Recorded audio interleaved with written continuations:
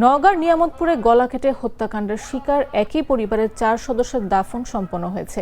বুধবার বিকাল 5:30টার দিকে উপজেলার বাহাদুরপুর গ্রামে নিজ বাড়ির সামনে পাশাপাশি কবরস্থানে তাদের দাফন করা হয়। এর আগে একই দিন বিকাল 4:30টার দিকে নওগাঁ 250 শয্যার জেনারেল হাসপাতালের মর্গে ময়নাতদন্ত শেষে মরদেহগুলো গ্রামের বাড়িতে আনা হয়। জানাজায় অংশ নিতে বাহাদুরপুর গ্রামের বাসিন্দা, স্বজন এবং আশেপাশের বিভিন্ন এলাকা থেকে কয়েক হাজার মানুষ জড়ো হন। বাদ আসর জানাজা শেষে মরদেহগুলো দাফন করা হয়। এর আগে সোমবার দিবাগত মধ্যরাতে নিয়ামতপুর উপজেলার বাহাদুরপুর ইউনিয়নের বাহাদুরপুর গ্রামে এই হত্যাকাণ্ড ঘটে। এই ঘটনায় নিহতদের 3 স্বজনকে গ্রেফতার করেছে পুলিশ।